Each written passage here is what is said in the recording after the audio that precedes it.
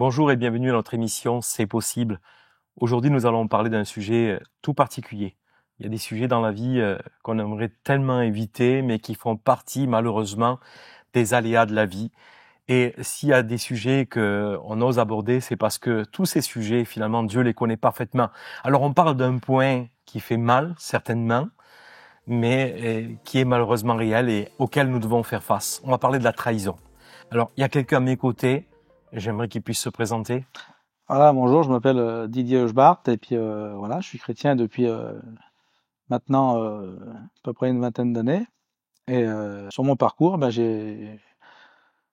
comment qu'on pourrait dire, j'ai vécu la trahison de frères et de sœurs, quoi. Je pensais pas que ça pouvait arriver, mais malheureusement, ça l'arrive. Alors Didier, c'est sûr, on s'imagine la vie avec Dieu où Mm, tout est beau, tout est rose, mm, quoi. mm.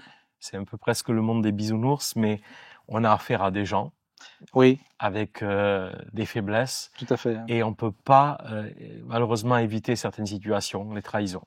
Non, on peut pas les éviter parce que il arrive un moment, on n'y croit pas. On croit pas que ça peut nous arriver.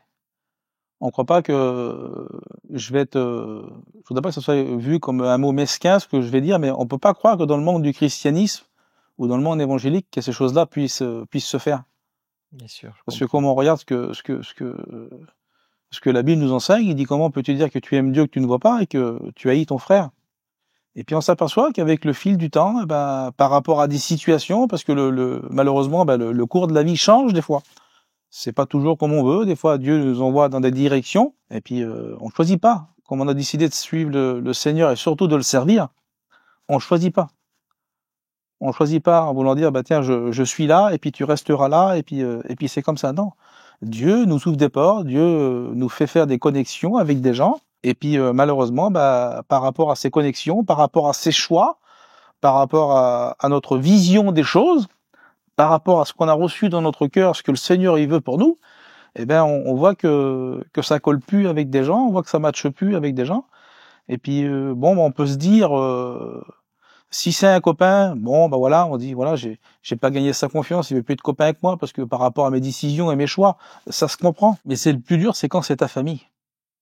Et c'est là qu'on éprouve vraiment Et quand je ce dis sentiment. quand je dis bien la famille, c'est pas le cousin Germain ou spécialement la cousine Germine.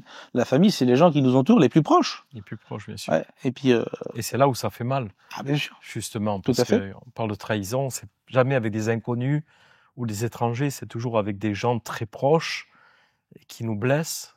Pourquoi? Parce que forcément, on va pas dans le même sens. On nous oblige on n'a pas le droit d'avoir une opinion alors que Dieu respecte tout ça. Tout à fait. Et c'est vrai qu'entre chrétiens, ça peut sembler très contradictoire parce Mm. qu'on on voit un message d'amour, Mm. mais dans la réalité, il y a aussi toute cette partie qui est charnelle en vérité, hein, parce que ça n'a rien à voir avec le cœur de Dieu. Mm. Mais Jésus aussi a fait face à la trahison. Tout à fait, ouais. Alors, moi, je voudrais savoir comment tu l'as vécu, cette attitude de trahison avec toi. Ça fait mal quelque part. Ça fait mal et puis j'aimerais dire juste une petite anecdote et je vais revenir dessus. Mon père, il m'a dit un jour, il disait des choses. Mon père, c'est quelqu'un, et aujourd'hui il a 76 ans, il dit les choses une fois, lui, il les dit pas deux fois. Et il m'a toujours dit, mon fils, tu sais, il y a des gens que, à leur rendre service ou les dépanner, ça sert pas à grand chose. Parce que t'obtiendras rien derrière. Et moi, j'ai toujours fait les choses sans rien obtenir, parce qu'on fait pas les choses par intérêt. Bien sûr. Et puis on s'aperçoit que quelque part on a toujours semé des choses bien, des choses bonnes. Et puis les gens qui nous entourent, c'est eux qui nous trahissent. C'est eux qui sont capables de dire des choses sur nous. C'est eux qui sont capables de dire moi tu rentres plus dans ma case, je veux plus te causer, je veux plus te voir. Et puis quelque part ça fait mal. Ça fait mal parce que on se demande, on se dit qu'est-ce que je fais, Seigneur? Parce que je vais être cash, je vais être honnête. Qu'est-ce qu'on fait? J'agis avec mes propres forces ou je te laisse faire à toi? Et il a fallu que le Seigneur il vienne penser mes blessures parce que au départ c'était dur. Je comprends un peu le raisonnement de ton père parce que en accordant notre confiance, en donnant, si on n'attend rien des gens, on n'est jamais déçu. Oui. Mais d'un autre partie, quand tu donnes, non pas qu'on fait les choses par intérêt comme tu l'as dit, Tout à fait, oui. mais le minimum c'est d'être normal quoi en face. Et faire les choses comme il doit être fait. Exactement. Et tu t'entends pas du tout à être trahi à partir de gens où toi tu t'as jamais fait de vilain tour ou t'as jamais fait le mal avec eux, quoi. Donc, c'est ça qui est choquant et d'autant plus qui fait mal, quoi. Donc, On peut pas faire plaisir à tout le monde. On n'est pas Louis d'Or dans la vie. bien sûr. Louis d'Or, il fait plaisir à tout le monde. Qui sait qui veut pas recevoir un Louis d'Or demain? Mm. On peut pas être comme ça. Je le conçois. On a tous des caractères différents. On a tous des conceptions différentes. Il y en a qui aiment le rouge, il y en a qui aiment le vert. Ouais, pour le coup, j'ai mis une chemise rouge. Mais voilà, il faut respecter les choix de tout le monde. Et puis là, quelque part, c'est un coup de massue. Alors, malgré, je comprends hein, tout ce que tu dis, et je l'entends très bien, ça fait mal, on va pas essayer de minimiser la chose. C'est pas possible. La souffrance est là, la blessure est là, elle est peut-être pas visible, mais elle est dans le cœur, elle est à l'intérieur. Mais est-ce que tu en es resté là ou est-ce que tu as pu le surmonter? Comment ça s'est passé? Alors, la question est intéressante que tu dis, Stéphane, c'est parce que c'est des blessures qui sont longues à refermer. Parce que c'est pas le monsieur qui vous a fait une queue de poisson et puis qui vous a insulté et puis qui vous a dit quelque chose. Oh là là là. Non, non, non, c'est pas ça. Parce qu'après, ce monsieur-là, 10 minutes après, vous l'avez oublié. Voilà, il est parti à droite, il est parti à gauche. C'est terminé. Et là, comment que je fais? Ben, il a fallu que le Seigneur il vienne penser mes plaies. Et c'est touchant quand même parce que ce que je vais dire, ça va peut-être choquer pas mal de gens. Ça va peut-être te choquer aussi à toi, Stéphane. Mais on dirait que c'est des gens qui sont effacés de ma vie. Je pense à la situation des fois, mais j'arrive plus à trouver de colère dans mon cœur. Parce qu'il y a eu un réel pardon qui a été là et on sait que le pardon va libérer les gens complètement de nos pensées, quoi. Tant qu'ils sont là, c'est parce qu'on leur tient rigueur, mais là, toi, il n'y a plus rien dans ton cœur contre eux, quoi. Non, non, il y a c'est plus comme rien. si qu'ils n'existent plus, Et puis véritablement, c'est pas...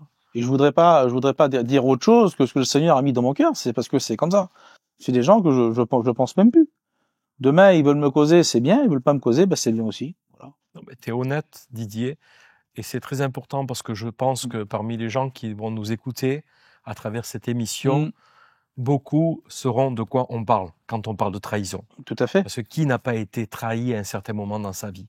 On n'ose pas le dire et le plus spirituel, lui, va dire que ça lui a rien fait, peut-être, entre parenthèses, mais on a tous été blessés au point d'avoir mal. Et il faut être honnête. Et merci pour ton honnêteté, quoi. Je veux dire, mais moi, ce qui m'intéresse, justement, c'est de voir comment le Seigneur a su, et tu l'as dit, il a fallu du temps. Ça s'est pas fait ça demande du temps, claquement de doigts. Ça se fait pas en 15 jours, ni un mois, ni 2 mois, ça s'est fait sur 1 an. Il a fallu que chercher Dieu, il a fallu s'investir dans les réunions, et puis après, moi, mon parcours de l'année dernière, ça m'est arrivé il y a à peu près 1 an et demi, pas tout à fait 2 ans. Et en plus, mon parcours de l'année dernière, il n'a pas été facile parce que j'ai un métier d'artisan, je suis couvreur. Nous, on fait ça de père en fils. Et j'ai fait une chute de 2 étages. Et puis, je sais pas pourquoi. J'ai demandé à ma femme, je dis, qui c'est qui a pris des nouvelles de moi? Bah, 10 personnes. Et là, Stéphane, tu peux pas savoir ce que ça te fait. Oui, bien sûr. Ouais. Alors, c'est là que tu te dis, pour finir, tu dis à leurs yeux, je compte pas. Ouais, je comprends. Tu comprends le truc? Heureusement, et ça, je sais qui tu es par rapport à ton engagement vis-à-vis de Dieu. Et si tu peux douter de tous ces gens, je suis sûr que tu n'as jamais douté de l'amour que Dieu avait pour toi. Ah non, pas du tout. Parce qu'aujourd'hui, si je suis là, si je suis valide et que je marche, et si je ne suis pas mort de cette chute, c'est parce que Dieu ne l'a pas permis. Dieu ne l'a pas permis. Alors, il y aurait tellement à dire sur ce sujet, et je vois que tu as passé quand même un parcours de vie quand même assez virulent. Tu as eu tes épreuves, tu as eu ton lot d'épreuves. Voilà. Le baptême de souffrance, j'y ai passé, oui. Mais malgré tout, ce qu'il faut reconnaître et qui est quand même une grâce, c'est que tu sois là aujourd'hui, en santé, avec toutes tes facultés. Ça, c'est quand même important. Alors que certains, peut-être, ont été mangés par la haine, parce qu'il y aurait pu aussi avoir de la colère et de la haine dans ton cœur, qui aurait été destructeur pour ta vie. Tout à fait. Alors, qu'est-ce que tu pourrais donner comme conseil à nos auditeurs qui pourraient se trouver dans une situation où ils ont été brutalement offensés, peut-être même trahis à un haut niveau, où la haine veut venir dans leur cœur? Quel conseil pourrais-tu leur donner? Eh ben, le conseil que je peux donner à ceux qui vont écouter, bien sûr, cette vidéo, c'est de relâcher ces personnes. Rien ne sert de vouloir essayer de les rattraper, parce que c'est voué à l'échec. C'est parce que ces personnes-là, ils ne veulent pas. il y a un aveuglement quelque part, parce qu'il faut pas oublier que si Dieu existe, nous avons quelqu'un aussi qui est l'ennemi de notre âme, et puis que lui, il n'a pas de pardon dans son cœur, il n'a pas de vérité dans son cœur. Donc, moi, il a fallu que je relâche ces gens. J'avais téléphoné à un pasteur, et puis il m'avait dit, Didier, il y a des personnes qu'il faut relâcher dans notre cœur. Et quand j'ai relâché ces personnes-là, c'est-à-dire dans mon esprit, dans mon cœur, je leur faisais plus cas, ben c'est de là qu'il y a eu un cheminement de guérison dans ma vie. Merci Didier, c'est Ouais. très intéressant ce que tu dis. Mm. Et je crois que tu as la bonne attitude et du moins tu as laissé le Seigneur agir dans ta vie. Tout à fait. Hein, mais tu n'as pas été, comment dire ça, dans une attitude de révolte ou de désinvolte par rapport à Dieu. Tu as accepté les soins de Dieu et tu as eu la bonne démarche de lâcher ces gens. Pas essayer de les convaincre du mal qu'ils ont fait, ça servirait à rien, tu aurais perdu ton temps. Pas du tout. Certainement que tu n'aurais pas arrivé au résultat voulu, ou désiré. Mais en tout cas, Dieu t'a gardé, Dieu t'a préservé. Et ce qui est beau et qui en ressort là, c'est que Jésus lui-même fut confronté à la trahison d'un même de ses disciples. On pourrait parler de l'histoire de Judas, qui a été là comme aussi celui qui l'a trahi. On est dans un monde où malheureusement, les hommes sont là, donc il y a la faiblesse qui est là, on risque d'être trahi. Mais ce que je voudrais vous rappeler, amis auditeurs, s'il y a bien quelqu'un qui ne vous trahira jamais, c'est la personne de Dieu et la personne de Jésus. Ça vaut la peine de lui faire confiance, ça vaut la peine de faire alliance avec lui, parce que jamais vous ne regretterez votre engagement avec Jésus. Il est l'ami fidèle qui aime en tout temps et qui s'avère être un frère dans le malheur. Voilà ce que la Bible décrit. Et je vous dis à très bientôt pour une prochaine émission où c'est possible.